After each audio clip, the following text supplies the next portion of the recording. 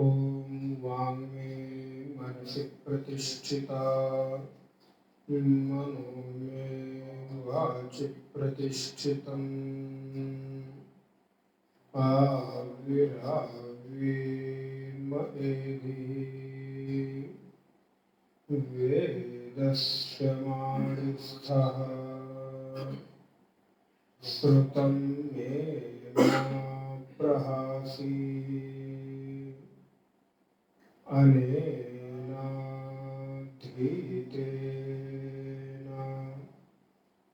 अहोरात्रान्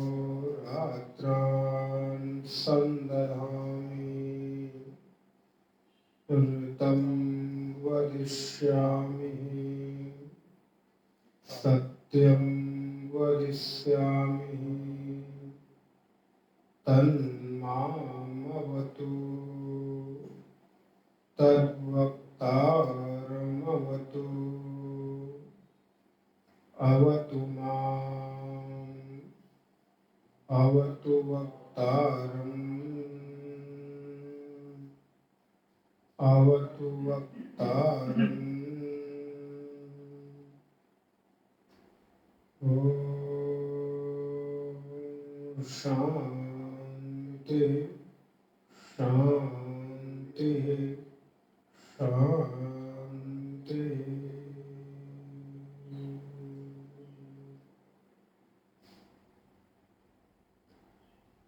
नारायणं नमस्कृत्य नरं चैव नरोत्तमं देवीं सरस्वतीं व्यासं ततो जयमुदीरये।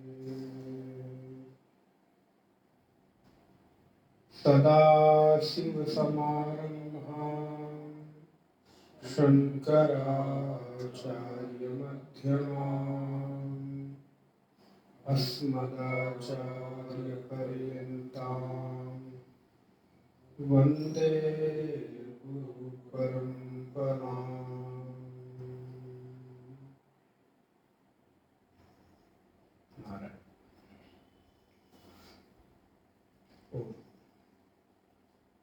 मुंडक उपनिषद खंड 2 मंत्र नंबर 11। हम लोग 11 से विषय को देखेंगे। पाठ 10 नंबर के मंत्र से करेंगे। 10 नंबर। ओम ओम नारायण। इष्टापूर्तं मन्यमाना वरिष्ठम्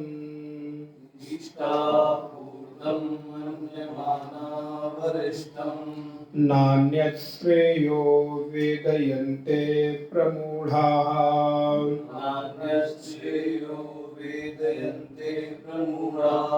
नाकस्य पृष्ठे ते सुकृतेऽनुभूत्येवम्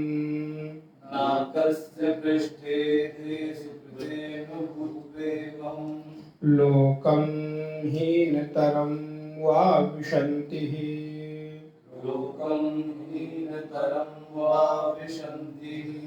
तपः श्रद्धेये हि उपवसन्त्यरण्ये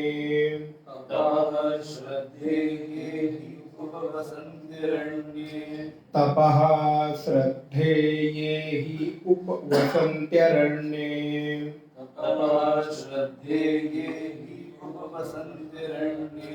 शान्ता विद्वांसो भैक्षुचर्यां चरन्तः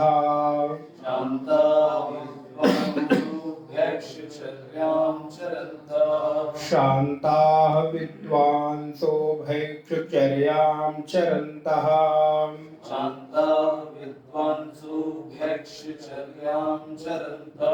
सूर्यद्वारेण ते विरजाः प्रयान्ति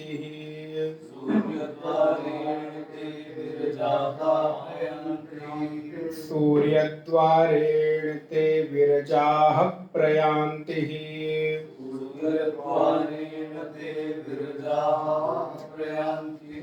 यत्रामृतः सा पुरुषो हि अव्ययात्मा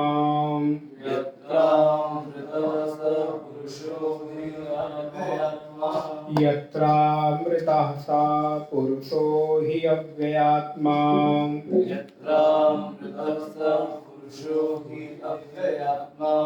परीक्ष्य लोकान् कर्मचितान् ब्राह्मणो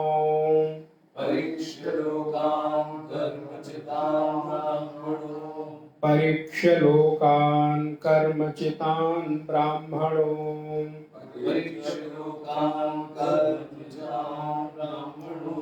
निर्वेदम् आयात् नास्ति कृतः कृतेन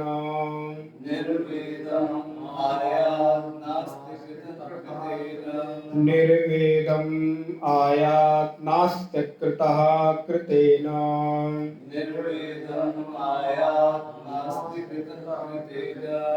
तद्विज्ञानार्थं सः गुरुमेवाभिगच्छन्ति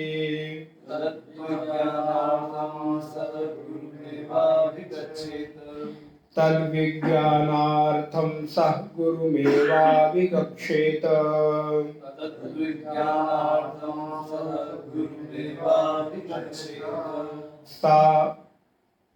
तद्विज्ञानार्थं सः गुरुमेवाभिगच्छेत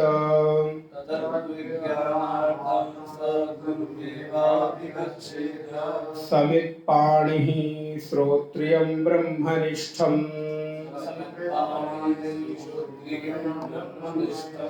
समित्पाणिः श्रोत्रियं ब्रह्मनिष्ठम्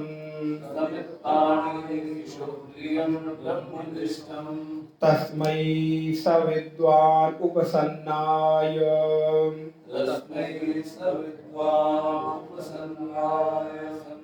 सम्यक् प्रशान्ताय चित्ताय शमः वित्ताय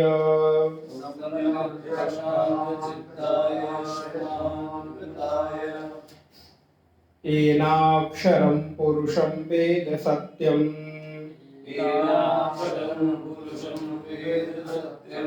प्रोवाच तां तत्त्वतो ब्रह्मविद्याम्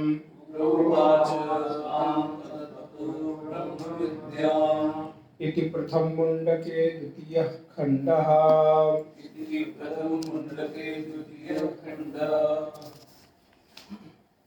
नारायण नारायण नारायण।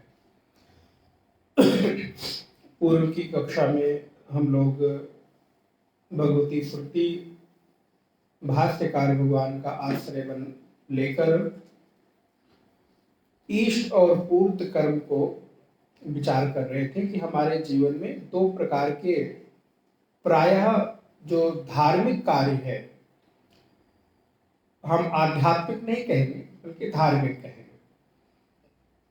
जो आध्यात्मिक धार्मिक कार्य है, जो हम परोपकार, दान के रूप में, पुण्य के प्राप्ति के रूप में करते हैं, वो दो प्रकार के कर्म होते हैं। दो प्रकार उनकी कैटेगरी बन सकती है, एक है ईष्ट और एक है पूर्त। तो ईष्ट आप समझ गए, यज्ञादि कर्म जो होता है अर्थात जो हमें अपने लिए करते हैं। पूर्त अर्थात जो हम दूसरों के लिए करते हैं, जिसमें वापी कूप तड़ाग आदि आता है। इस पर हम लोगों ने विचार किया। लेकिन जो लोग इसी कर्म को आश्रय बनाकर ये सोचते हैं कि हम इसी से मुक्त हो जाएंगे, तो मुक्ति तो नहीं होगी, लेकिन हाँ उनको स्वर्गादि लोक की प्राप्ति होगी। लेकिन स्वर्गादि लोक प्राप्त करने के बाद उनके अपने कर्म के भोग करने के पश्चात वो लोकम अथवा लोकतरम हिनंती विशंति, लोक या लोकतरम व विशंति, इस लोक में भी आ सकते हैं और इससे नीचे के लोक में भी, अर्थात जो हीनतर लोक है, जैसे पशु का है, पक्षी का है, तिर्यक का है, अन्य कोई कीट पतंग का है, इस प्रकार की योनि में भी वो जा सकते हैं, क्योंकि उनके कर्म तो अब समाप्त हो गए, उन कर्म फलों को उन्होंने भोग लिया है, तो अब उसके अनुसार वो अपनी योनि में जाएंगे। पिछली कक्षा में मैंने आपको उदाहरण दिया था, जैसे आपने कहीं होटल बुक किया या आपके पास पैसा है, तो जितना पैसा आपने बुक किया है आपके कर्म के अनुसार जो वहाँ पर, उतने दिन आप वहाँ पर खूब ठाठ से मौज से रहिए, और जिस दिन आपका वहाँ पे बुकिंग खत्म हुआ, बाद में आप और भी पैसे देने चाहें फिर भी आप नहीं रह सकते। वही नौकर, वही सर्वेंट जो भी जी बाबूजी जी यस सर कर रहा था, वही आपकी बैग को ले जाके लॉबी में या गेट के बाहर रख देता, बाबूजी आप टैक्सी पकड़ लीजिए और रवाना हो जाइए। और अभी जब आप पहुंचे थे तब बोले महाराज सैल्यूट से उसने स्वागत किया और फूल माला बुके भी पकड़ा दिया। हर जगह का अलग अलग सिस्टम होगा, पहुंचते ही पानी लेंगे सर, ठंडा लेंगे सर, चाय कॉफी क्या लेंगे, लेकिन अब बोले पूछ नहीं रहे, क्योंकि आपके कर्म फल आपने भोग लिए, आपने जितना धन का फल दिया था वो आपने भोग लिया। तो ये जीवन का ऐसा ही कुछ सत्यता आपके इस लोक के बाद भी, इस देह के बाद भी है। वहां भी आपको जितना कर्म फल आपका है, सुकृत है, उतना आप स्वर्ग लोक में भोगेंगे। हाँ, उतनी देर आपको दुख नहीं होगा। यहाँ पर बहुत सुंदर स्वर्ग की परिभाषा भगवत पाद ने लिखी, मैं आपको बताऊं। उन्होंने लिखा, कम सुखम न भवति त्यगम दुखम तन्न विद्यते यस्मिन असौ नाका। स्वर्ग को नाक भी कहते हैं। हाँ, नहीं ये नाक नहीं, वो संस्कृत में उसको नाक कहते हैं। स्वर्ग को एक और चीज है नाका। कम से कम बोले जहां पर सुख ही सुख हो, दुख न हो, ऐसी जगह को नाका अथवा स्वर्ग लोक कहा जाता है। अब उसको स्वर्ग लोक कहा गया, जहां पर दुख आपको दिखाई नहीं देता, जहां जरा नहीं है, जहां पर वृद्धावस्था नहीं है, जहां पर कभी कोई लोग बीमार नहीं होते हैं। स्वर्ग लोक में कभी कोई बूढ़ा नहीं होता, स्वर्ग लोक में कभी कोई बीमार नहीं होता, स्वर्ग लोक में कभी कोई दुख नहीं होता। तो इस प्रकार का जो परिस्थिति है, इस प्रकार की जो परिस्थिति का एक वातावरण है, ऐसी जगह को हम स्वर्ग कहते हैं। अब आज के समय में कोई व्यक्ति अमेरिका चला जाए तो उसको लगता है कि हम भारत से निकलकर स्वर्ग में ही पहुंच गए, क्योंकि उसको वहाँ सुख सुविधाएं मिलती हैं, साफ सफाई होती है, फैसिलिटी मिलती है। जैसे एक उदाहरण दे रहे हैं, या कल अन्य किसी आप देश में चले जाए, स्विट्जरलैंड चले जाए, लंदन चले जाए, जहां आप को ऐसा अनुभव होता है कि यहाँ केवल सुख ही सुख है, लेकिन क्या वहाँ जरा नहीं है, क्या वहाँ मृत्यु नहीं है, क्या वहाँ बुढ़ापा नहीं है, क्या वहाँ दुख नहीं है। इसलिए एक देश से दूसरे देश में जाकर स्वर्गानुभूति करना ये कहीं से भी उचित प्रतीत नहीं होता। हाँ, आपको थोड़ी देर के लिए कहीं पहुंच जाते हैं ऐसे वातावरण में जहाँ प्राकृतिक वातावरण है, जहाँ पर नदी है, पहाड़ है, झरने हैं, पेड़ पौधे हैं, वन वृक्ष हैं, तो आपको लगता है हाँ हम तो स्वर्ग में आ गए। लेकिन स्वर्ग की परिभाषा इतनी भर नहीं है। स्वर्ग की परिभाषा है कि जहां पर आपको जरा न दिखाई दे, मृत्यु न दिखाई दे, क्योंकि स्वर्ग लोक में कभी कोई मरता नहीं, स्वर्ग में कभी कोई बूढ़ा होता नहीं, स्वर्ग में कभी कोई बीमार नहीं होता। आप सोचो ऐसी कोई जगह हो, कितना सुंदर हो। हाँ, पृथ्वी पर भी एक हम जहाँ रह रहे हैं इसको भी स्वर्ग जैसा बनाने का प्रयास करते हैं, करना चाहिए। तो वो स्वर्ग सापेक्षिक स्वर्ग है, ध्यान दीजिएगा, सापेक्षिक स्वर्ग है। उस स्वर्ग के अपेक्षा से थोड़ा यहाँ पर सुख मिल रहा है, इस वजह से ऐसा हम कह सकते हैं। मानो घर परिवार हमारा बड़ा सुख शांति पूर्वक हो, घर में सारी चीज खाने पीने की हो, आपको कभी किसी चीज के अभाव की अनुभूति न होती हो, बच्चे हमारे सुशील हों, शांत हों, संस्कारी हों, पत्नी भी हमारी आज्ञाकारिणी हो, घर में ऐसा हो, तो वहां कह देते हैं कि भाई यहाँ तो इनका घर स्वर्ग जैसा है। वो स्वर्ग कहने के लिए स्वर्ग है, क्या उस घर में कोई बीमार नहीं होता क्या उस घर में कभी कोई मरा नहीं क्या? पृथ्वी पर ऐसी कोई जगह नहीं है जो भूमि स्मशान ना हो। ध्यान रखिएगा, ये बिल्कुल जिम्मेदारी पूर्वक कह रहा हूं। आज हम जहां बैठे हैं यहां भी कभी कोई मृत्यु हुई होगी, कोई जलाया गया होगा, किसी को दफनाया गया होगा, कोई ना कोई हुआ होगा। आज नहीं हुआ होगा तो वर्षों वर्षों पूर्व हुआ होगा। तो इसलिए कोई भी जगह ऐसी नहीं है कि जो शमशान भूमि ना हो, जहां पर कोई मृत्यु ना हुई हो। प्रत्येक घर में मृत्यु होती है, इसलिए कोई भी ऐसी जगह नहीं जिसको हम शुद्ध कह सके कि हमारा घर बिल्कुल शुद्ध है, महाराज ये स्वर्ग है। ना भैया, स्वर्ग नहीं है, सापेक्षिक स्वर्ग है। हाँ, वो मैं मानता हूं कि आप थोड़ी देर के लिए सुख शांति का अनुभव करते हो, क्योंकि जो स्वर्ग की परिभाषा दी गई वो वहां पर खरी नहीं उतरती। वहां पर एक ही चीज खरी उतर रही है, अनुकूल वातावरण, कि भाई आपके पास किसी चीज का अभाव नहीं है, घर में सारी सुख सुविधाएं हैं, सारी फैसिलिटीज हैं, सबका मन एक जैसा है। गोस्वामी जी कहते हैं ना, जहां सुमति तहां, जहां कुमति तहां। तो जहां पर सुमति है, सभी लोग आपस में परस्पर एक दूसरे का सहयोग करते हैं, दूसरे को सुनने को राजी हैं, वो स्वर्ग जैसी वातावरण है, क्योंकि वहां पर सुखानुभूति हो रही है। तो उस स्वर्ग लोक का भोग कर वो पृथ्वी लोक पर आता है, अथवा पृथ्वी लोक से अन्य किसी हीनतर मनुष्य लोक से हीनतर भी लोक में या योनि में जाता है। अच्छा, किंतु इसके जो विपरीत लोग हैं, जो इनके विपरीत इस जो 10 नंबर मंत्र कह रहा है कि जो केवल कर्म में ही नहीं आस्था रखते, बल्कि वो उससे थोड़ा आगे अपने आप को मानते हैं। ये लोग कौन हैं? ये लोग सोचते हैं कि केवल कर्म करके, केवल कर्म कांड से, केवल यज्ञ आदि से, केवल इष्टापूर्त कर्म से हम मुक्त हो जाएंगे। उनसे विपरीत जो उपासना में विश्वास रखते, दोनों अलग अलग चीजें। वेद के 3 विभाग है, कर्मकांड, उपासना और ज्ञान। तो बोले ये कर्म कांड में जो भरोसा रखते हैं, इनसे विपरीत जो उपासना में भरोसा रखते हैं, उपासना ही जिनके जीवन का आधार है, उनका क्या स्थिति है? तो बहुत ही सुंदर बात कही, 11 नंबर मंत्र देंगे, तपः श्रद्धे। जो लोग इनके विपरीत हैं वो तप और श्रद्धा पूर्वक शांत होकर क्या करते हैं? ये ही उपवसंती, इसको जब तोड़ेंगे तो ऐसा हो जाएगा, ये ही उपवसंती, ये निवास करते हैं, ये वास करते हैं। कहां करते हैं? तो बोले अरण्य। तो इसको ऐसे बनाए, ये अरण्य उपवसंती, जो लोग अरण्य में वास करते हैं, निवास करते हैं। कैसे करते हैं? तपः श्रद्धे, आगे का शांताः।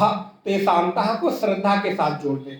जो लोग शांत और श्रद्धा पूर्वक, श्रद्धा से संपन्न होकर क्या करते हैं? बोले अरण्य में निवास करते हैं। वो लोग कैसे हैं? विद्वांसः, वो विद्वान लोग हैं। यहाँ विद्वान का अर्थ है सन्यासी है अथवा वानप्रस्थी है। तो जो शांत और श्रद्धा से संपन्न होकर वानप्रस्थ अथवा संन्यास भाव को ग्रहण करके वन में रहकर क्या करते हैं? बोले भैक्षचर्यम चरन्तः, भैक्षचर्याम चरन्तः। वो किसी आय के स्रोत पर निर्भर नहीं रहते, बल्कि वो भिक्षा के द्वारा, भिक्षावृत्ति के द्वारा किसी भी द्वार पर पहुंचे और उन्होंने कह दिया भिक्षाम देहि कृपावलंबन करी मातान्नपूर्णेश्वरी।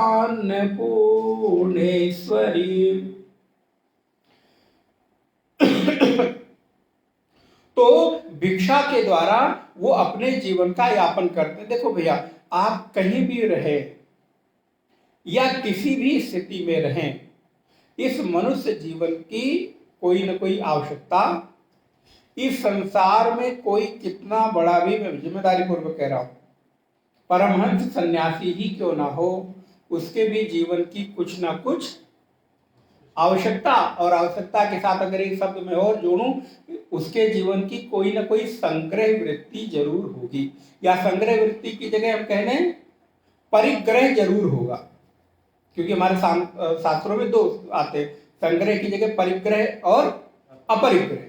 तो कुछ ना कुछ परिग्रह तो होगा ही होगा, पूर्ण रूप से कोई अपरिग्रही हो ही नहीं सकता, क्योंकि हमारी कुछ तो जरूरत है, दवा हमारी जरूरत है, भोजन हमारी जरूरत है, वस्त्र हमारी जरूरत है। चलिए हम पेड़ के नीचे रह लेंगे, लेकिन छाया भी तो हमारी जरूरत हुई ना, तो ये भी तो परिग्रह में ही आया ना।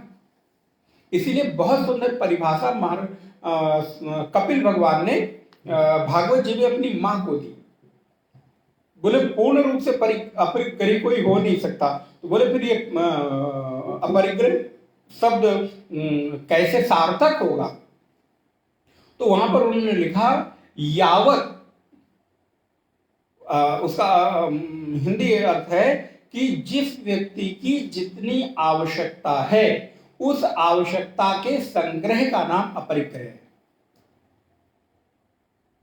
ध्यान दीजिएगा, जिस व्यक्ति की जितनी आवश्यकता है उतनी चीजों के संग्रह का नाम अपरिग्रह है। आप विचार करिए, अगर मेरी 2 रोटी की आवश्यकता है और वो 2 रोटी से ज्यादा मैं नहीं रखता, तो मैं क्या हुआ? अपरिग्रही हुआ, मैं परिग्रही नहीं हुआ, क्योंकि इस देह है और देह का प्रारब्ध है, देह को चलाए रखने के लिए कुछ ना कुछ जरूरत है, क्योंकि ये प्रारब्ध के कर्म के अनुसार मिला हुआ है।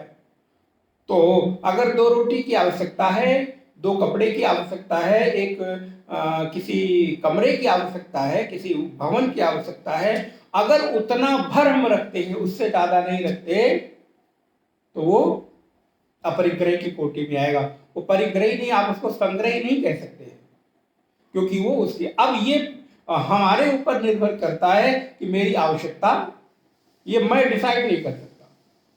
हो सकता है कि मेरी 2 रोटी खाकर पेट भर जाता हो और आपको 4 रोटी की आवश्यकता होती हो, तो मैं कहूँ देखो देखो 2 ही रोटी से काम चल जाना चाहिए, तुम 4 खा रहे हो, तुम संग्रही हो गए, तुम परिग्रही हो गए।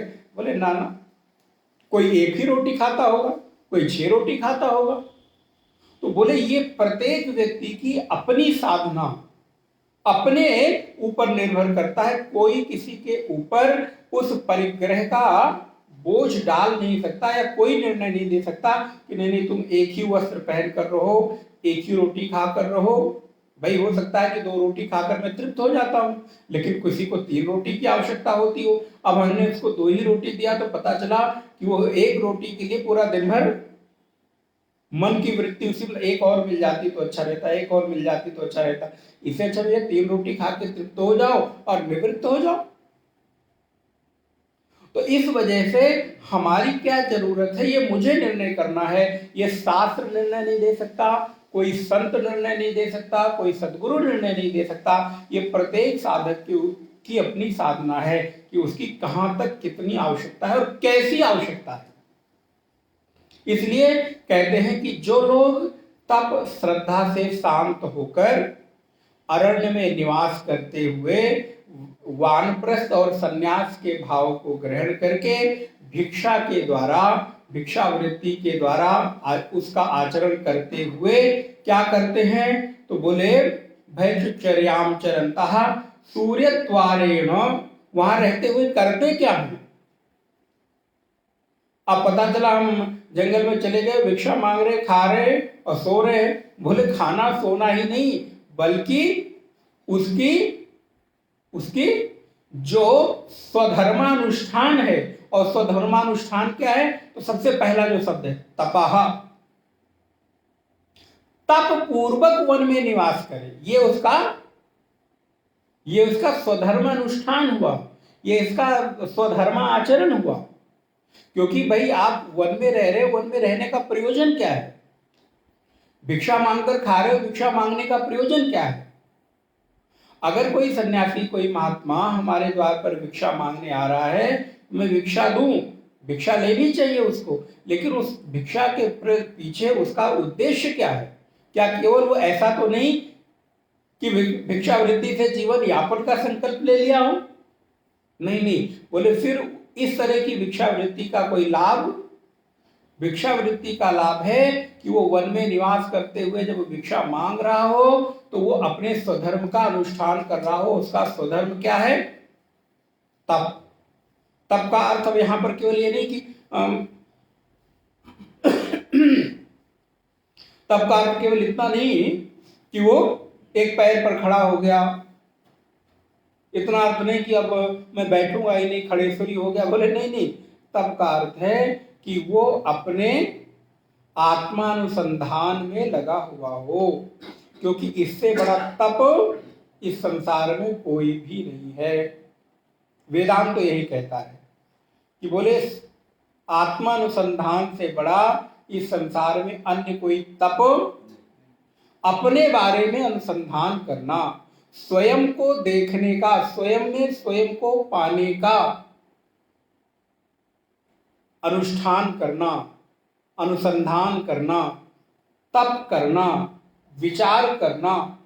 अभी आपने पीछे ही पढ़ा था, यस्य ज्ञानमयम तपः, जिसका तप ज्ञानमय है। वेदांत तो यही कहता है भाई, और हम लोगों की निष्ठा उसी में है।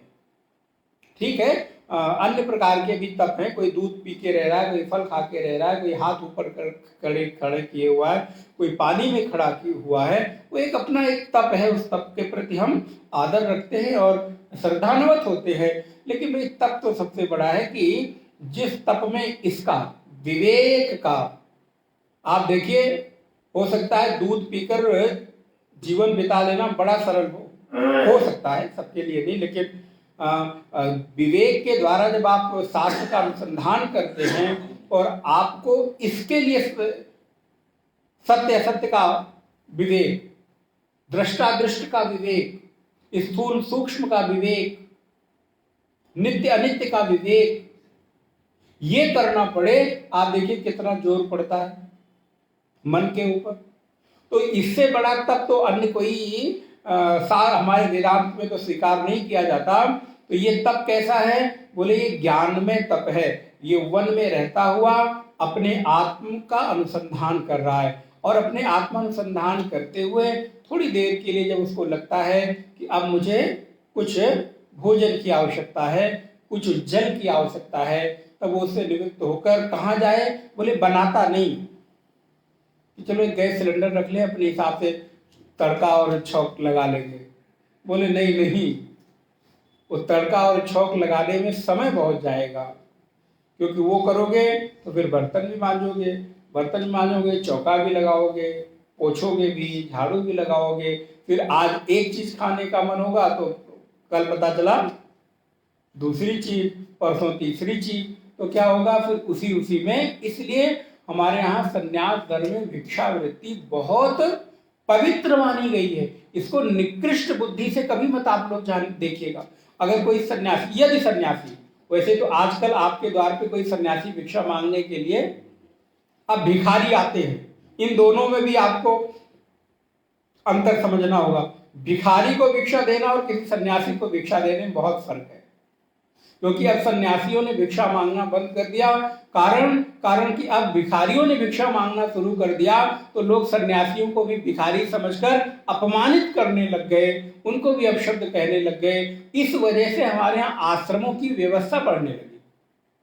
पहले केवल वनों में, जंगलों में आश्रम हुआ करते थे, जहां भक्त लोग गए और अपनी श्रद्धानुसार वहां पर दान कराए, बैठे, सत्संग किए, चले आए।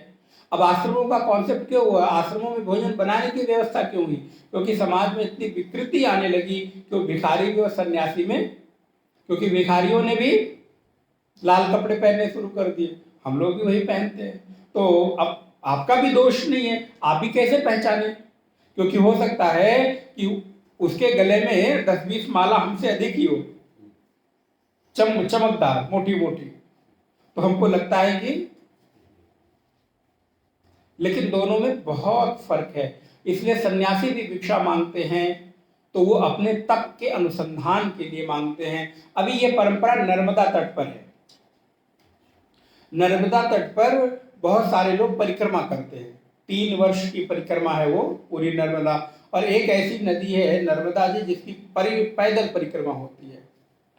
तो हम लोगों को तो खैर सौभाग्य मिला, हमारे साथ मेहता जी और यहाँ पर हाँ आप ही गए थे पिछले से पिछले वर्ष, 2 वर्ष पहले हम लोगों ने नर्मदा परिक्रमा की, लेकिन वो भी साधन से किया, वाहन से किया, क्योंकि पैदल करने की अब समय कह लीजिए, सामर्थ्य कह लीजिए, दोनों ही अभाव है। तो एक प्रतीक रूप में हम लोगों ने वाहन से किया, करीब 14-15 लोग हम लोग थे, तो 10-12 दिनों में पूरी कार से अपनी गाड़ी से परिक्रमा की हम लोगों ने, वाहन से। तो वहां पर नर्मदा तट पर अभी भी जो लोग पैदल परिक्रमा करते हैं वो लोग भिक्षा के ऊपर ही, क्योंकि 3 साल की वो परिक्रमा का है, कोई कोई लोग जल्दी कर लेते हैं, तो अब वो अगर परिक्रमा करते हुए भोजन अपना बनाएंगे तो राशन ढोए, लकड़ियां ढोए, कहाँ कहाँ क्या करेंगे। तो और अभी भी नर्मदा तट पर जितने ग्रामवासी हैं उन्हें बड़ा अच्छा संस्कार है। आप कभी अवसर मिले तो जरूर नर्मदा तट का सेवन करना चाहिए। नर्मदा तट तप तट है, ऐसा शास्त्र कहते हैं, आचार्य जन कहते हैं।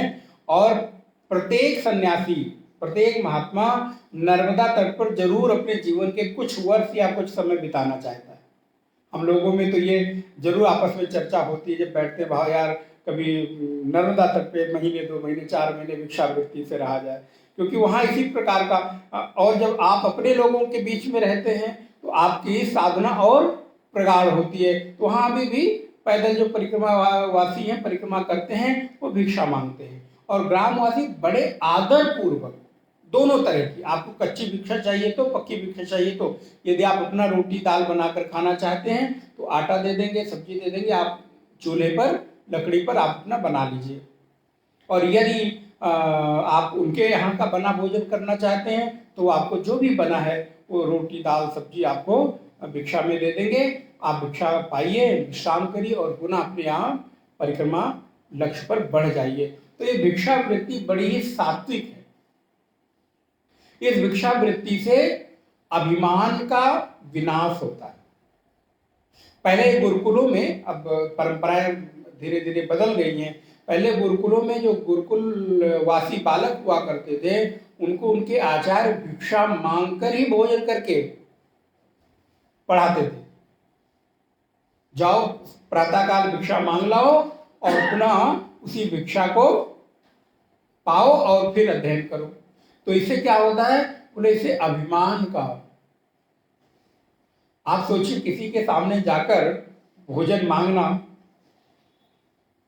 यहां तो हम लोग किसी घर में जाते हैं या कहीं गए और वो व्यक्ति कहता भोजन कर लो, तो भूख लगी है या भोजन की इच्छा है तो भी नहीं कर, अरे अभी तो करके आए, अभी तो क्यों? क्योंकि कई कारण हो सकते हैं कि आपका कुछ नियम हो, संयम हो, लेकिन उसको लगता है अरे भोजन के लिए हम क्या भोजन करें। तो कहीं ना कहीं वो एक अभिमान वृत्ति भी रहती। इसलिए भिक्षा मांगने से आपके भीतर अभिमान बिल्कुल समाप्त हो जाता है। आप, और ऐसा नहीं कि आप जहां मांगने जाए वहां मिल भी जाए, दुत्कारते भी है लोग, हट्टा कट्टा दिख रहा है, भिक्षा मांग रहा है, कहीं काम नहीं कर सकता, ऐसा ऐसा लोग बोलते हैं, आप लोग जानते होंगे, सुनते होंगे। और कोई युवा सन्यासी पहुंच जाए तो उसको भी यही कहेंगे भीख मांगकर खा रहा है। अरे भैया भीख मांगकर खा नहीं रहे, हम अपने लक्ष्य के लिए कुछ कर रहे हैं। इसलिए समाज का दायित्व है, ध्यान रहे, कोई सन्यासी, कोई महात्मा, कोई महापुरुष अगर अपने जीवन में भिक्षावृत्ति से जीवन यापन कर रहा है या वो समाज के ऊपर निर्भर होकर जीवन यापन कर रहा है, तो ये समाज की जिम्मेदारी बनती है कि उसके सम्यक देखभाल की व्यवस्था करे। क्यों? क्योंकि आपके उस सहयोग से उस समाज को अपने विचारों से, अपने चिंतन से, अपने मनन से शास्त्रों के सार को, शास्त्रों के उपदेश को समाज में देकर समाज में एक व्यवस्था संचालित करने का कार्य कर रहा है। तब पूर्वक वो समाज को एक कोई न कोई दिशा निर्देश दे रहा है। इसलिए आपकी जिम्मेदारी बनती है कि आप उसकी सम्यक रूप से देखभाल करें, उसकी व्यवस्था को संचालित करें। इसमें किसी भी प्रकार का आपका एहसान नहीं है, बल्कि ये आपकी जिम्मेदारी है, आपका कर्तव्य है कि आप समाज में रहते हुए एक सन्यासी के जीवन की व्यवस्था यदि आप करते हैं तो आपने समाज में उसके द्वारा विचारों को प्रसार करने के लिए, उसको अपने मनन चिंतन के द्वारा समाज में ज्ञान का प्रचार करने का एक अवसर प्रदान किया। नहीं तो पता चला वो सुबह शाम, क्योंकि जरूरत तो है, भोजन के बिना वस्त्र के बिना कोई रह नहीं सकता, पता चला उसका पूरा जीवन इसी में बीत गया कि अब शाम का भोजन कैसे मिलेगा, सुबह का भोजन कैसे मिलेगा, तो चिंतन मनन विचार कब करेगा। इसलिए गुरुदेव ने बड़ी सुंदर व्यवस्था बनाई। बोले आचार्य रहेगा जिस आश्रम पर, जिस सेंटर पर, वहां उसको उस व्यवस्था से कोई लेना देना नहीं, उसकी व्यवस्था वहां के भक्त लोग करें। उसका कार्य क्या होगा? बोले उसका कार्य केवल स्वाध्याय होगा, प्रवचन होगा, आध्यात्मिक गतिविधियां होंगी, और बाकी व्यवस्था बोले जो लोग आते हैं। इतनी सुंदर व्यवस्था गुरुदेव ने बनाई, देखिए। इसलिए हम लोगों को उससे कोई बहुत और मतलब नहीं रह जाता। फिर उसके परिणाम स्वरूप शास्त्रों का स्वाध्याय मनन करने में एक रुचि पैदा होती है। तो कहते हैं कि अगर अरण्य में निवास कर रहा है, वन में निवास कर रहा है, तो भिक्षा के द्वारा अपने आत्मानुसंधान, अपने लक्ष्य की प्राप्ति के लिए वो कार्य करे और उसके द्वारा समाज में अपने विचारों का प्रसार करे। फिर क्या होगा? बोले सूर्य द्वारेण ते विरजाः प्रयान्ति ही।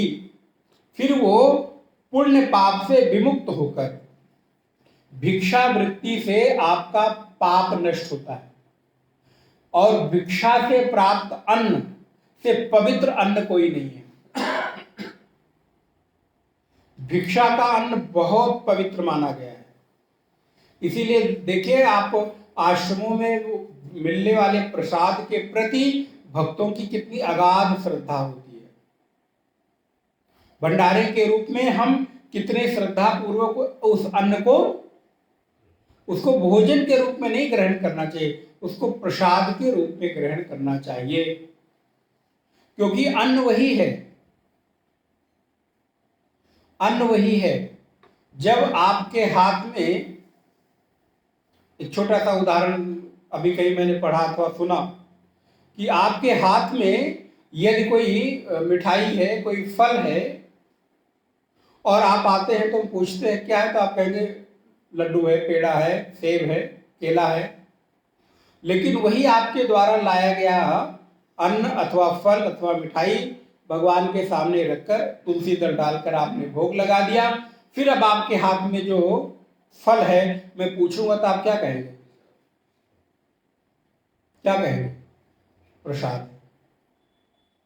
वस्तु वही है, लेकिन एक भावात्मक क्रिया के कारण उसके प्रति जो भाव था वो, अभी तक वो लड्डू पेड़ा फल मिठाई केला था, सेब था, और अब वही वस्तु प्रसाद बन गई, और प्रसाद बुद्धि से उसको ग्रहण करेंगे। तो आप जब जिस भाव से अन्न को ग्रहण करेंगे, वो भाव आपके भीतर, आप देखिए जब आप प्रसाद ग्रहण करते हैं तो आपके भीतर एक प्रसन्नता का अनुभव। गीता में वासुदेव कृष्ण क्या कहते हैं? प्रसादे सर्व दुखानाम हानिरस्योप, दूसरा अध्याय। प्रसाद से आपके भीतर प्रसन्नता की अनुभूति होती है।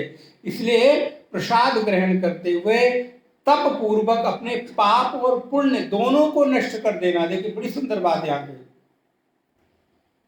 पुण्य पाप ही नष्ट नहीं करना है, बल्कि एक आध्यात्मिक साधक के लिए गंभीरता से, जितना पाप दुखदाई है उतना ही पुण्य भी दुखदाई है।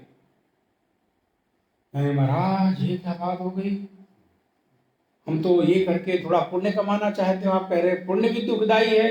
बोले हाँ, क्योंकि आपका लक्ष्य पुण्य कमाकर स्वर्ग की प्राप्ति, क्योंकि पुण्य के द्वारा स्वर्ग मिलेगा, और स्वर्ग के बाद फिर तो आप क्या चाहते हैं कि ये चक्र बना रहे, जन्म मरण का चक्र बना रहे, आवागमन बना रहे। बोले नहीं, मैं तो बैठा हूं आत्मानुसंधान के लिए, मोक्ष के लिए, जहां पर हम चाहता हूं कि मेरा कभी जन्म हो ही ना।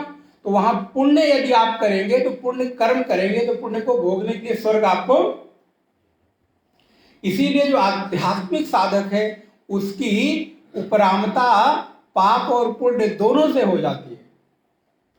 उसकी कोई रुचि पुण्य में भी नहीं और उसकी कोई रुचि, लेकिन ये आप लोगों के लिए नहीं है, ये उस परिव्राजक परमहंस सन्यासी के लिए है जिसने सब कुछ परित्याग कर दिया है और त्याग करके केवल और केवल भिक्षावृत्ति के द्वारा आत्मसंधान कर रहा है, क्योंकि ये करने से नहीं होगा। नहीं तो आपने पता चला आपसे भाई अब क्या पुण्य नहीं करना, क्या दान करना, छोड़ो सब ये बेबी वो ये, बोले नहीं, वो आपको करना है क्योंकि उसके द्वारा ही आपके जीवन में आत्मशुद्धि होगी, माने अंतःकरण की शुद्धि होगी। ये उसके लिए कहा गया है जो इस स्थिति पर पहुंच गया है, क्या कि सूर्य द्वारेणते विरजाः, सूर्य द्वार के द्वारा, सूर्य की किरणों के द्वारा वो पाप पुण्य से विमुक्त होकर विरजाः, विरज हो गया, माने जो तीनों प्रकार के सत्व रज तम हैं इन तीनों चीजों से वो विरज हो गया। विरजाः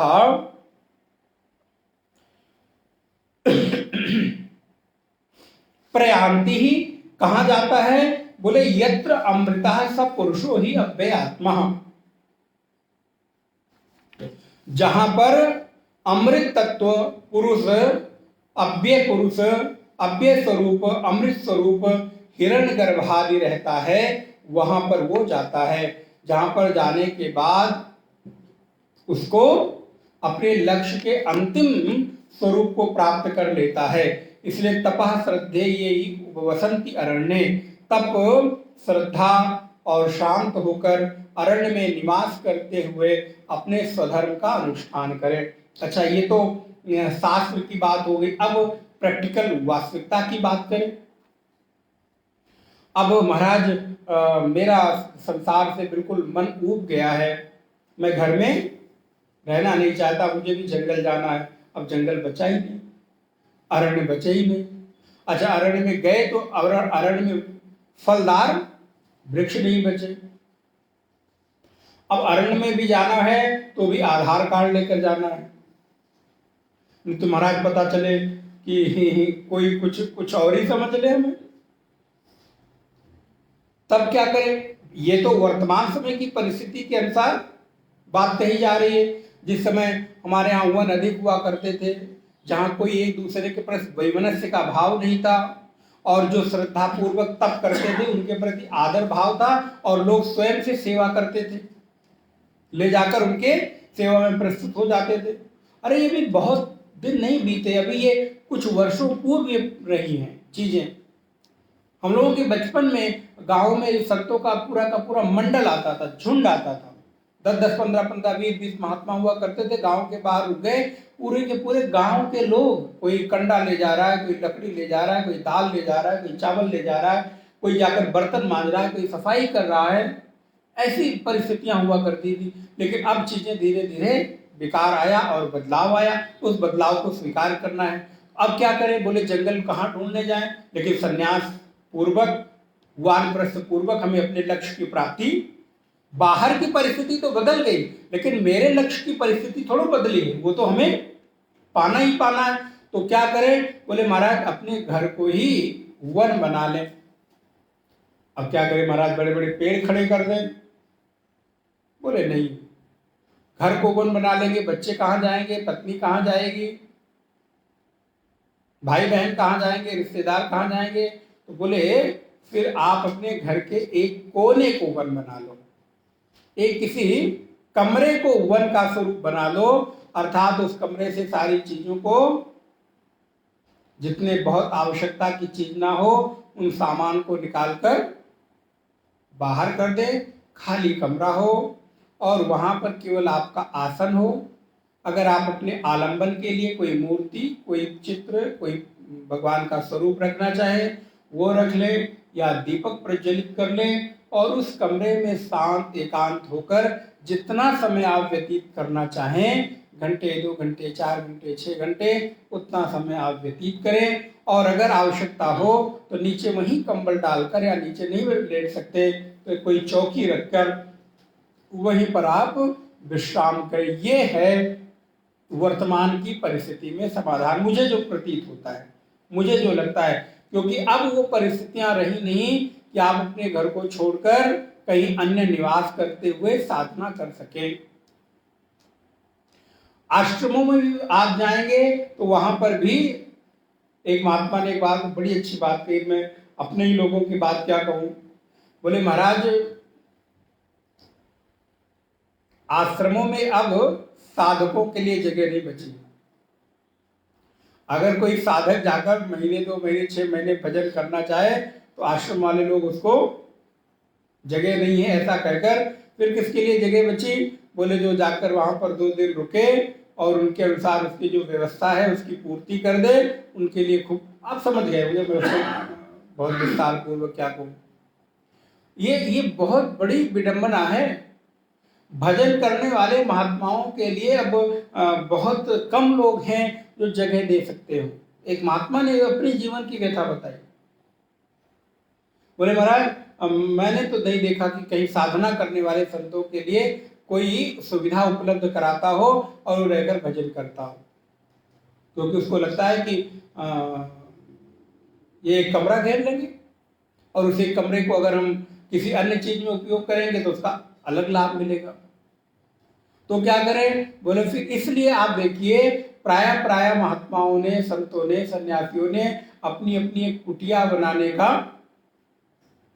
प्रयत्न किया कि कहीं एक छोटी सी कुटिया बन जाए जहां पर हम रहकर निश्चिंतता पूर्वक भजन करें। अब पता चला हम आपके यहाँ रह रहे हैं और वहां का महंत बदल गया, व्यवस्था बदल गई।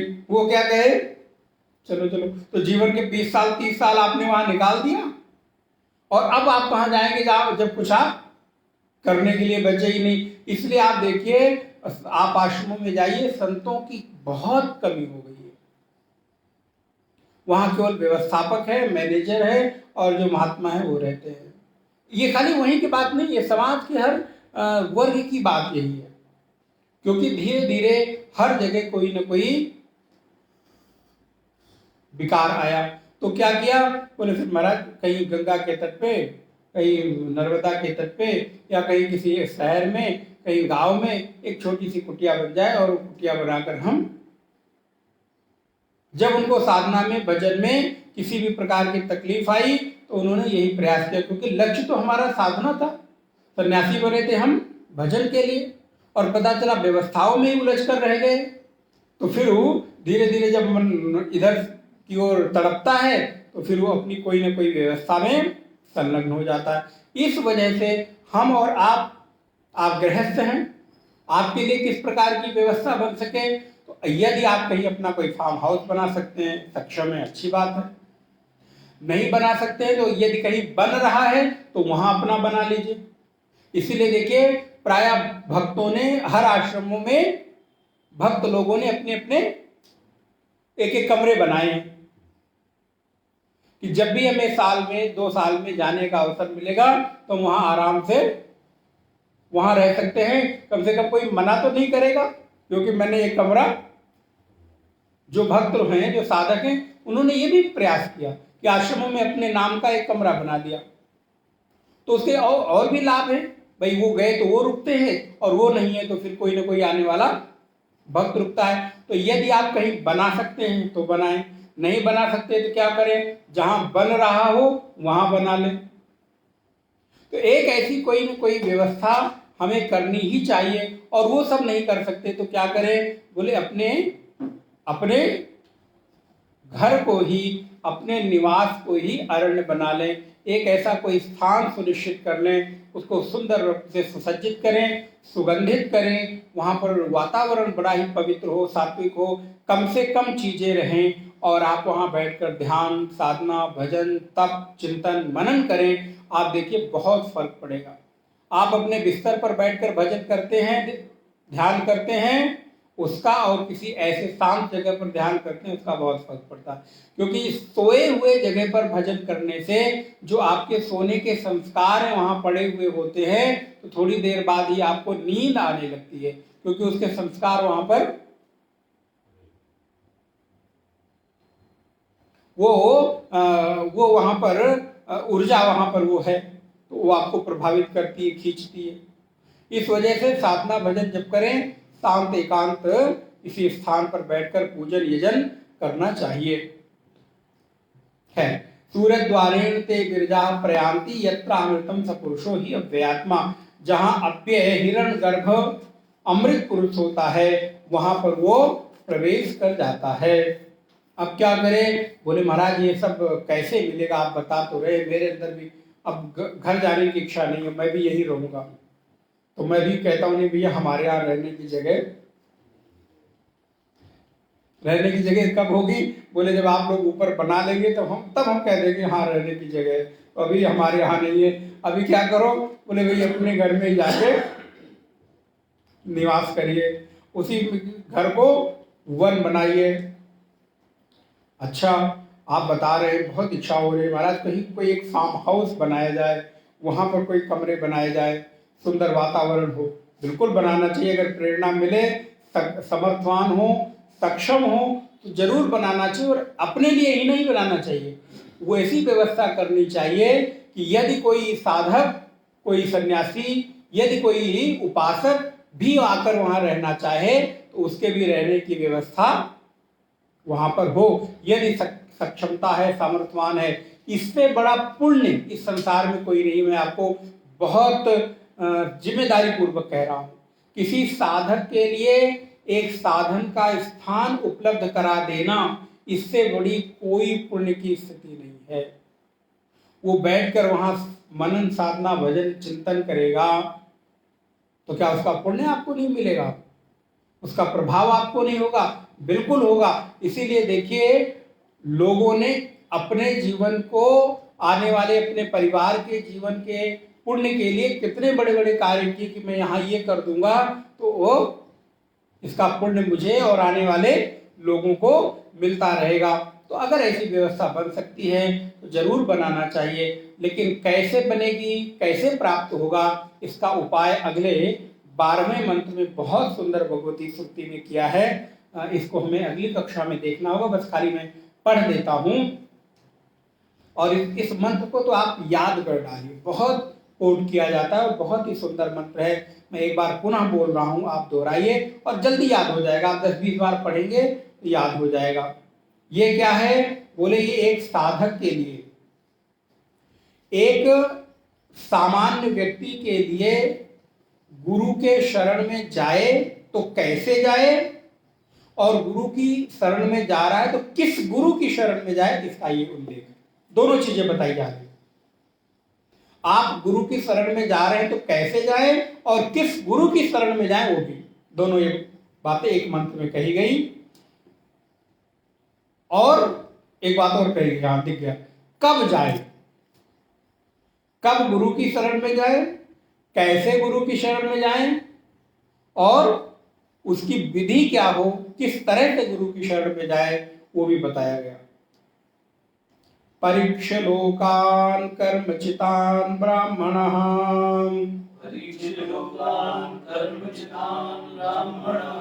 निर्वेदम आयाद नास्ति कृतः कृतेन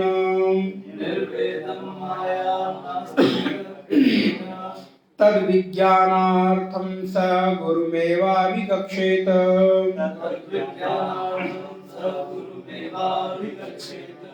समित पाणिः श्रोत्रियं ब्रह्मनिष्ठम्।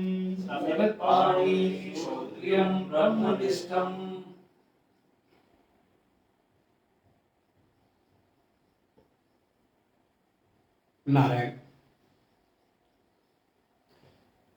आपका अध्यात्म सिद्ध कब होगा? पहला ही शब्द है परीक्ष लोकान।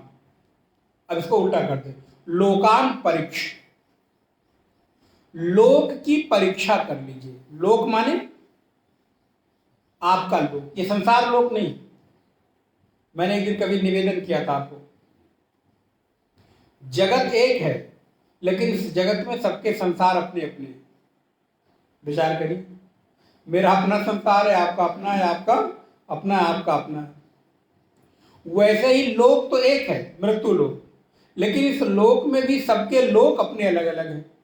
अभी हमारा लोक है, आपका अपना लोक है। तो उस लोक का तात्पर्य क्या है? परिभाषा ईसावास्य उपनिषद में है, लोक्यते दृश्यते भुज्यते, जहां पर आप रहकर चीजों को देख सकें, भोग सकें और उसको अनुभव कर सकें, ऐसे एक स्थान विशेष का नाम लोक होता है। तो आपका घर लोक हुआ कि नहीं? और कोई कोई नाम अपने घर का लोक भी रखते हैं, लोक हुआ। तो लोकान परीक्षा, अपने लोक की परीक्षा कर लो। अब इस लोक को लोग कर लीजिए, जस्ट समझाने के लिए, इससे मत लीजिएगा। अब अर्थात अपने अपने लोगों की परीक्षा कर लीजिए। हमारे लोग कौन हुए? मेरी पत्नी, मेरे पति, मेरे बच्चे, मेरे भाई, मेरे मामा, मेरे चाचा, मेरे ताऊ, मेरी मौसी, मेरी नानी, मेरी दादी, मेरे ऑफिसर माने सीनियर, मेरे जूनियर,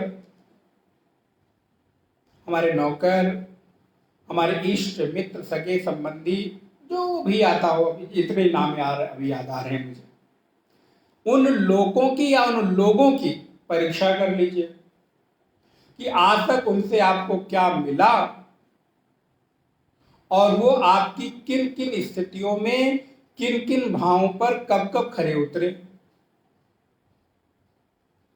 तो आपका मोह उनसे बढ़ता है कि टूटता है, वो आप विचार करके देखिए।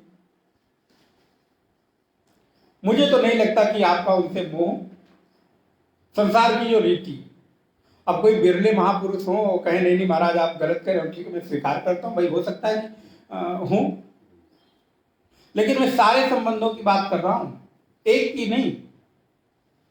हो सकता है एक कोई आपके अनुसार अच्छा हो, लेकिन सारे संबंधों की आप एक बार परीक्षा कर लीजिए। श्रुति भगवती कह रही। फिर कर्म चितान, फिर आपने अपने अपने कर्मों की स्थिति देख लीजिए। आपने जो आपके कर्म के द्वारा जो प्राप्त परिस्थितियां हैं, उन परिस्थितियों की परीक्षा कर लीजिए। उसके बाद निर्वेदम आया, उसके बाद यहां आना है। बिना परीक्षा किए अगर सीधे चले आए तो बोले महाराज, अब एक छोटा सा दृष्टांत, व्यक्ति ने अटैची तैयार की और अटैची तैयार करके वो हरिद्वार पहुंच गया। महाराज मैं सब छोड़ छाड़ के चला आया हूं और जो मेरा है अब आज से सब आपका हो गया। कहीं पहुंच गए किसी आश्रम, मैं अब घर छोड़ दिया हूं, अब इन लोगों के लिए मैंने इतना सब कुछ किया और आज तक मेरा कोई हुआ नहीं। महाराज 2 दिन 3 दिन 4 दिन बीता, घर वाले परेशान, ढूंढते ढांढते किसी तरह पता चला कि उस जगह पहुंचे हैं। अब महाराज वहां का नंबर मिल जाए तो बात हो जाए। तो किसी तरह से वहां का नंबर उपलब्ध हुआ, फोन किया, महाराज जी ने फोन उठाया, हाँ हमारे वो पिताजी आए हैं, जरा बात करनी है। अच्छा बात कराता हूँ। तो फोन पकड़ाया जैसे ही, तो वैसे ही उस पुत्र ने अपना फोन हटा के अपने बेटे को दे दिया, अर्थात पोते को दे दिया। और पोते ने जैसे कहा, बाबा कहाँ चले गए, हम आपके बिना रह नहीं पा रहे हैं, बाबा जल्दी घर चले आओ। क्या हुआ? बोले बाबा ने फोन रखा और महाराज को प्रणाम किया। बोले महाराज वो पोता हमारे बिना रह नहीं पा रहा है, अब वो बहुत परेशान है, हमको घर जाना है। ये बच्चा तो खैर नालायक है, कोई बात नहीं, लेकिन अब पोते का मुंह देख देख के हमें घर में रहना है। क्या हुआ? बोले महाराज सारी जो विरक्ति थी ना, पोते के मीठे मीठे वचनों ने पूरा कर दिया। तो हमारे सब जीवन में कई बार विरक्ति परिस्थिति जन्य होती है। अब इस पर हम विचार करेंगे अगली कक्षा में, अभी समय हो रहा है। विरक्ति जो है वैराग्य परिस्थिति जन्य होती है और परिस्थिति जन्य वैराग्य कभी भी अध्यात्म की अंतिम अवस्था तक आपको नहीं पहुंचा सकता, बिल्कुल फैक्ट है। हाँ, ये बात अलग है कि किसी परिस्थिति जन्य वैराग्य के कारण आप इस मार्ग में आ जाएं और फिर यहां पर आपको यथार्थ में वैराग्य हो जाए, वो संभव है, तब तो बात बनेगी। लेकिन यदि केवल जीवन भर परिस्थिति जन्य वैराग्य ही रहा तो किसी न किसी दिनों परिस्थिति जब अनुकूल होगी, आप पुनः बैक टू पवेलियन, पुनः आप अपने घर वहीं बैटिंग करने के लिए थोड़ी देर आउट हो गए थे, किसी ने गेंद मारी थी, चोट वोट लगी थी, आप आउट हो गए थे। या फिर कबड्डी खेल रहे थे, ये खेल बड़ा अच्छा है कबड्डी वाला, उसमें व्यक्ति मरता भी है और जिंदा भी हो जाता है। तो इसलिए मैंने आपको क्या कहा कि क्रिकेट खेल रहे थे, चोट लगने के कारण आप पवेलियन गए थे, बोर्ड होकर नहीं गए थे, क्योंकि बोर्ड होकर जाते तो वहां लोग वापस लौटने का विधान नहीं। लेकिन कबड्डी वाला खेल बड़ा अच्छा है, वहां खेला होगा ना आप लोगों ने, कबड्डी खेलते हुए आप किसी को छूकर पाला छू ले तो मर जाता है, लेकिन पुनः अगर इधर आकर किसी ने छू लिया तो आपका एक साथी जिंदा हो जाता है। तो वैसे ही ये संसार का खेल है, थोड़ी देर के लिए आउट होकर गए थे या थोड़ी देर के लिए किसी ने छू दिया था और फिर आकर पाला छू लिया तो मर गए थे आप, और फिर कोई परिस्थिति आई, पोते ने फिर छू दिया तो फिर आप जिंदा हो गए और पहुंच गए।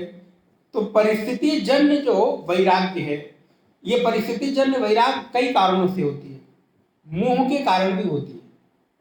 कई बार आप बहुत अधिक किसी से आसक्त हैं, मोहग्रस्त हैं, बहुत अटैच्ड हैं और उसने आपको धोखा दे दिया, तब भी आपको वैराग्य हो जाता है।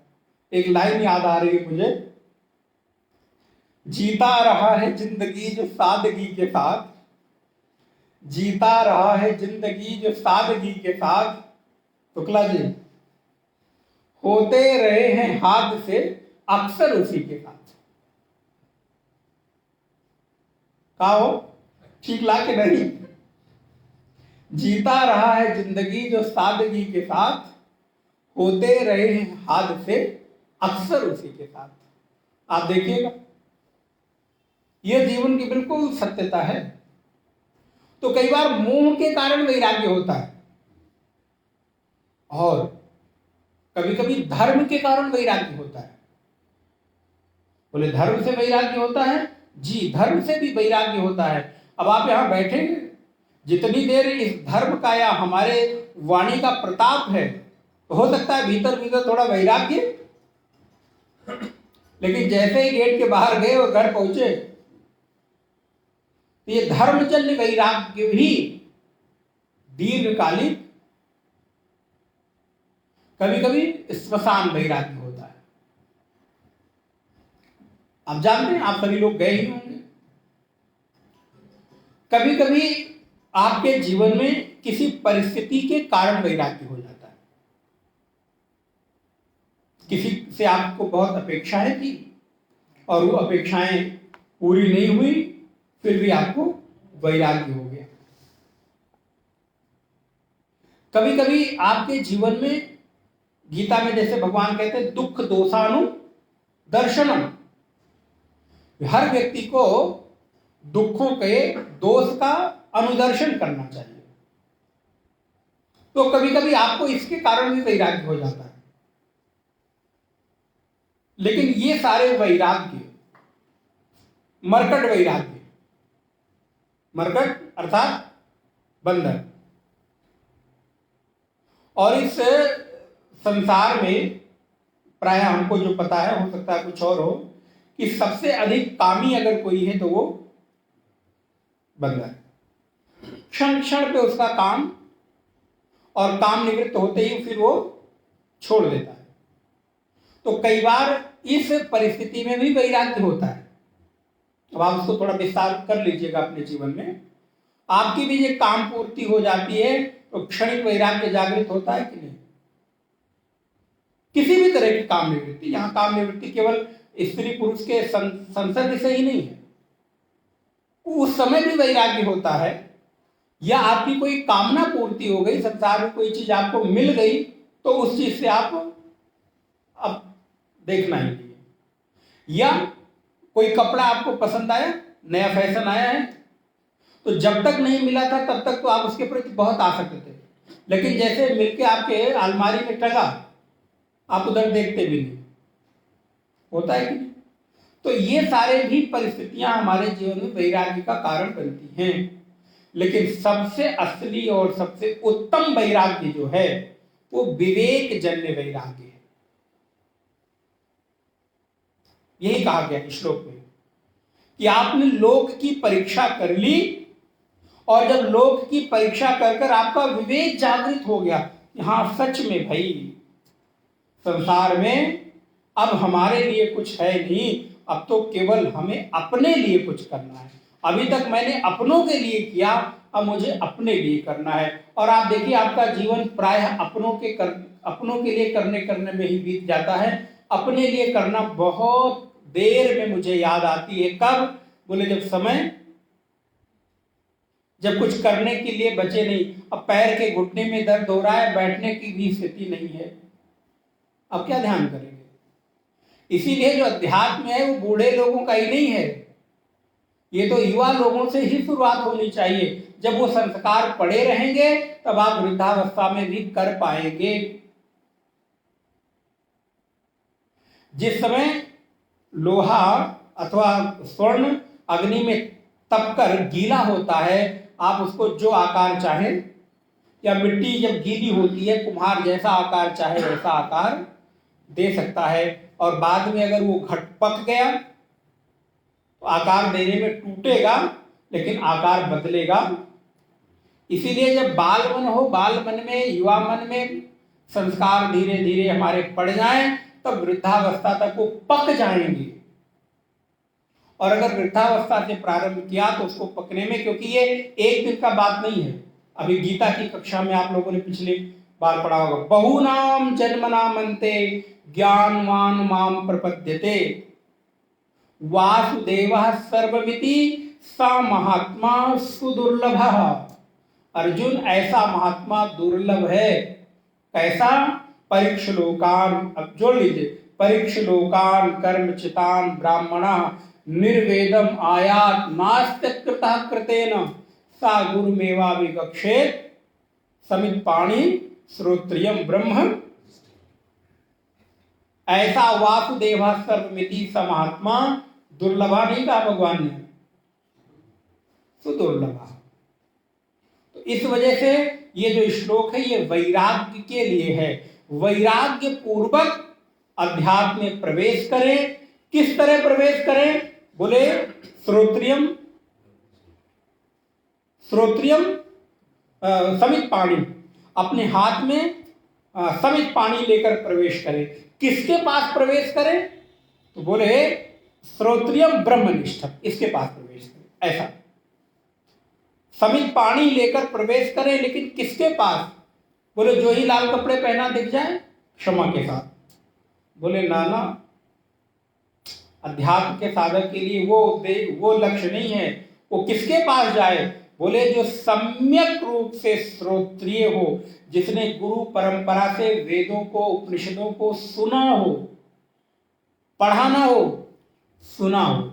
हमारे यहाँ पढ़ने की उतनी महत्ता नहीं, ध्यान दीजिएगा। पढ़ना तो हमारे यहाँ क्या कहूँ, एकदम रद्दी चीज है, नीचे की चीज है। पढ़ बढ़ के कभी किसी को ज्ञान हुआ नहीं हमारे यहाँ, सुनकर हुआ। इसलिए हमारे यहाँ श्रौत परंपरा है, सुनने की परंपरा। इसलिए वेद को श्रुति कहते हैं। वेद पढ़ने की चीज नहीं है, पढ़िए, हम मना नहीं कर रहे हैं, पढ़िए स्वाध्याय के रूप में, लेकिन वेद असल में सुनने की चीज, उपनिषद सुनने की चीज है। तो ज्ञान जब भी हुआ तो सुनकर हुआ। तो बोले किसके पास जाए? बोले जो श्रोत्रिय हो, ब्रह्मनिष्ठ हो, ऐसे गुरु की शरण में कैसे जाएं? खाली हाथ? बोले नहीं, समित पाणी लेकर जाएं। बोले क्या करें महाराज, यहाँ गुरु लोगों ने अपने लिए कुछ ना कुछ व्यवस्था बना रखी है। बोले अरे क्या कहूँ, भले आदमी, स्वामी जी की भाषा में कहूँ बेवकूफ आदमी, उन्होंने अपने लिए व्यवस्था नहीं बनाई है। उस समित पाणी का तात्पर्य है कि गुरुदेव अब मेरी कामना की जो हरी भरी खेती थी, हरे भरे जो वृक्ष थे, वो सूख कर लकड़ी हो गए हैं। वो मैं सूखी हुई अपनी इंद्रियों रूपी लकड़ी को आपके सामने समर्पित करता हूं। हमारी इंद्रियां जो अभी तक विषयों में आसक्त थी, उन इंद्रियों के सूख, इंद्रियां विषयों की तरफ आकर्षित नहीं होती, सूख गई हैं। इसलिए सूखी हुई इंद्रिय रूपी समित पानी लेकर मैं आपकी शरण में आया हूं। और समित पानी का अर्थ है, पहले गुरुजन नित्य हवन करते थे, अग्निहोत्र करते थे, तो उनको लकड़ियों की समिधा की जरूरत होती थी, तो आप उनके उस सेवा कार्य के लिए भी आप समित पानी लेकर प्रवेश करते थे। इस पर थोड़ी और चर्चा करेंगे, अगली कक्षा में करेंगे। ओम पूर्णमदः पूर्णमिदं पूर्णात् पूर्णमुदच्यते पूर्णस्य पूर्णमादाय पूर्णमेवावशिष्यते। ओम शांति शांति शांति। हरि ओम श्री गुरुभ्यो नमः। हरि ओम। 15 मिनट विलंब हो गया। अच्छा नारायण।